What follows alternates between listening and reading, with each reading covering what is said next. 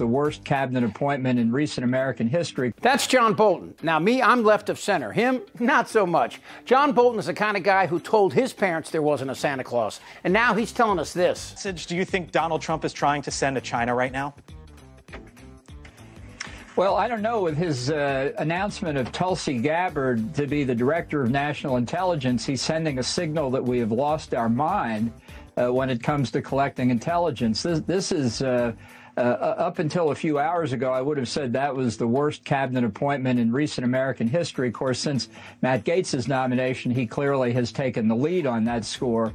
But it's not an indication that the administration is serious about one of the most important aspects of dealing with a threat like China, which is intelligence. Why do you feel that way? Well, I don't mean to jump in. Example. Sure. Let me give you an example of Tulsi Gabbard at work. The day of an intelligence briefing to members of Congress, January the 8th, 2020, when under President Trump's direction, the United States had eliminated Qasem Soleimani, the head of the Quds Force, Tulsi Gabbard said in an interview with Jake Tapper, and I quote, that she was concerned about the illegal and unconstitutional act of war that had been carried out under President Trump's orders.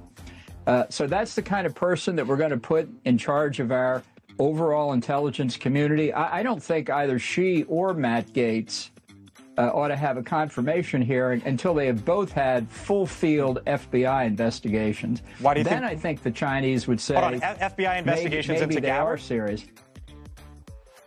I think so, given the Russian propaganda that she has espoused over the past period of time. I think she's a serious threat to our national security. I think Republican senators should reject both of them. Now, Bolton is an iconoclastic conservative, the kind who used to bug the shit out of me until 2016. And yes, he still bugs me, but that doesn't make him wrong. He's been an outspoken critic of bullshit for a long time, and he's not afraid to tell anyone. Look, Trump can't tell the difference between what's true and what's false. It's not that he lies a lot, because to lie, you have to do it consciously. He just can't tell the difference. So he makes up what he wants to say at any given time. If it happens to comport with what everybody else sees, well, that's fine. And if it doesn't comport with anybody else, he doesn't really care. And he's had decades of getting away with it. But these appointments, it's like going to Chuck E. Cheese to check out a book on calculus. These two, Matt Gaetz and Tulsi Gabbard, they pose different yet very serious risks to our country in two different ways. First, there's Gaetz, who has repeatedly proven that in addition to his pedo proclivities, he's also a misogynistic dick. Like, why is it that the women with the least likelihood of getting pregnant are the ones most worried about having abortions?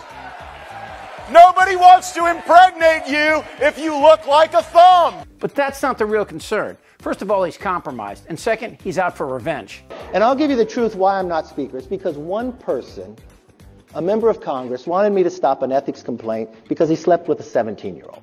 Today, the attorney for the woman who was accused Gaetz of having sex with her when she was a minor, well, now she's calling on the House Ethics Committee to release its report into the various allegations against Gaetz. This is the attorney, a guy named John Clune. He says Mr. Gaetz' likely nomination as Attorney General is a perverse development in a truly dark series of events. We support the House Ethics Committee immediate release of their report. The real reason Trump picked Matt Gaetz is he wanted someone he could count on to dismiss these federal charges Trump faces for January 6th and the document cases. And since Gaetz has proven he has absolutely no integrity, Trump knows he'll do the job. And if he's confirmed by the Senate, he'll succeed Merrick Garland, who led the Justice Department as it carried out a sex trafficking investigation into the poster boy here for the Mann Act. Comparing Merrick Garland to Matt Gaetz is like comparing the Four Seasons to sleeping on Steve Bannon's sofa.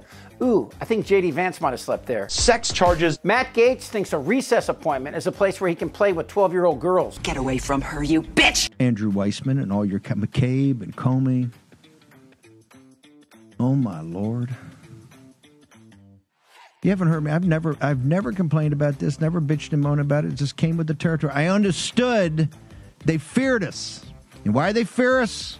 because we were coming to take down the globalists and the deep state. Okay, first of all, Steve Bannon is history. Trump doesn't like him, but uses him like a teenage boy uses a sock when his parents are out. But threatening the media is in line with Tiny Fingers, who has done it time and time again. Don't talk to, I'm the president of the United States. Don't ever talk to the president that way. But John Bolton's other concern is Tulsi Gabbard, who's about as deep as an August puddle and whose allegiance to dictators floats around like a feather on a windy day. We've had an election. The election has an outcome. John Ratcliffe, who was the former director of national intelligence, did a great job, a very serious person. He's likely now moving to CIA. Tulsi Gabbard has never worked in intelligence. She has no real background for this job. And she has been a booster in many ways for Putin, Assad, Erdogan, people who are not at all friendly with the United States. And if you are part of a foreign government, even an allied government, are you really going to want to share your most important intelligence with the United States government, recognizing that there are people who are at central nodes in our government who are so sympathetic to our adversaries? It's really concerning. And this is not, I mean, I guess the good news is this isn't the worst of the Trump nominations. And John Bolton wasn't done. He appeared on every show that would have him to warn Americans about the dangers that Gates and Gabbard present to our security, both here and abroad. Well, I thought it was the worst cabinet-level appointment in history until they then heard about the Matt Gaetz appointment. Really, my reaction was that this is like the legend of Caligula, the Roman emperor, who wanted to nominate his horse as a Roman consul. You had to be a Roman senator at the time to be a consul, and it was intended to show how demeaned and degraded the Roman Senate had become.